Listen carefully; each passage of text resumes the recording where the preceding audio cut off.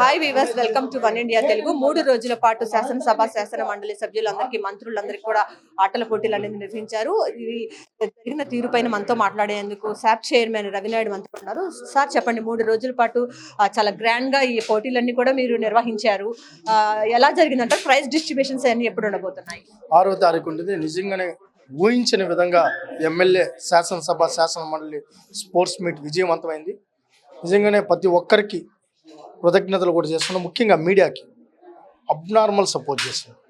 మీరు చూసే ఉంటారు, ఏ కార్యక్రమం తీసుకున్నా ఎక్కడో కొన్ని లోటుపాట్లు ఉన్నాయి, కానీ దీన్ని పూర్తిగా మద్దతు ఇచ్చింది, సపోర్ట్ చేసింది.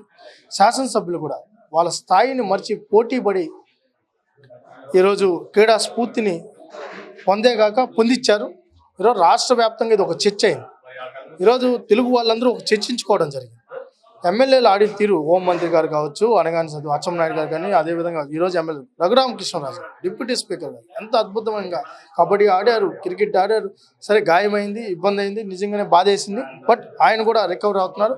కానీ ఆయన ఒకటే చెప్తున్నాడు, ఇప్పుడు ఫోన్ చేసినా కూడా ఇది క్రీడాకారులకు ఆదర్శం అని చెప్తున్నాడు. అంటే ఇది ఈ క్రీడాంధ్రప్రదేశ్గా మార్చడానికి ఇది దోహదపడుతుంది. ప్రధానంగా ఈ ఆటల్లో ఎవరెవరు గాయపడ్డారు? కొంతమంది ఎమ్మెల్యేలు కూడా గాయపడ్డారు అంటున్నారు. చాలా మంది గాయపడ్డారు. బట్ గాయం అని చెప్పకూడదు, పోటీ పడి ఆడినప్పుడు అది ఉంటుంది. ఈరోజు అదంతా ఒక ఇన్స్పిరేషన్. అంటే రఘురామకృష్ణరాజు, కంచెల శ్రీకాంత్ గారు, మన కాకినాడ ఎమ్మెల్యే గారు కావచ్చు, అదేవిధంగా ఆదోని శాసనసభ్యులు పార్సార్ గారు కావచ్చు, ఇలా చూసుకుంటూ ఉంటే వాళ్ళు ఒకటే చెప్తున్నారు, ఇది మాకు నెక్స్ట్ టైం ఇంకా ఫిట్గా వస్తామంటున్నారు. అంటే వీళ్ళు ఎంత తాగడం లేదు, ఈడేదో ఆడేసాం పడేసాం అని కాకుండా మళ్ళీ నియోజకవర్గాల్లోకి వెళ్ళి క్రీడాకారులను గుర్తిస్తున్నారు, గౌరవిస్తున్నారు, ప్రోత్సహిస్తున్నారు. గతంలో ఈ పరిస్థితి ఉండే కాదు. ఎవరైనా పోయిన క్రీడాకారులు అంటే ఏదో క్రీడాకారులు అనుకునే, ఈరోజు అదే పరిస్థితి లేదు. వాళ్ళకి తెలుస్తుంది, క్రీడాకారుడు కష్టం ఏంటో తెలుస్తుంది. అది ఇక్కడ ఇది ప్లాట్ఫామ్ అయింది. అంటే వైసీపీ ఎమ్మెల్సీలు కూడా ఒక 3 పాల్గొన్నారు అంటున్నారు. ఎలా చూడొచ్చు?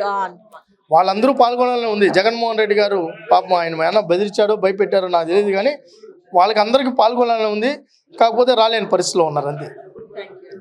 అయితే మొత్తానికి చూసుకున్నట్లయితే 3 రోజుల పాటు జరిగినటువంటి క్రీడా పోటీలు అత్యంత ఆహ్లాదకరమైనటువంటి వాతావరణంలో జరిగిందన్నారు. పలువురు ఎమ్మెల్యేలు చాలా మంది కూడా గాయపడ్డారు. రఘురామకృష్ణరాజు కూడా తీవ్రమైనటువంటి గాయమైంది. ఆయన హాస్పిటల్లో అయితే చికిత్స తీసుకుంటున్న పరిస్థితి కనిపిస్తూ ఉంది. అయితే మొత్తంగా చూసుకున్నట్లయితే ఈ ఆటల్లో 3 వైసీపీ ఎమ్మెల్సీలు కూడా పాల్గొన్నారు. ఇది కూడా ఉన్న పరిస్థితి. కెమెరా పర్సన్ వెంకట్తో Lakshmi, one India news Telugu, Vijayawada.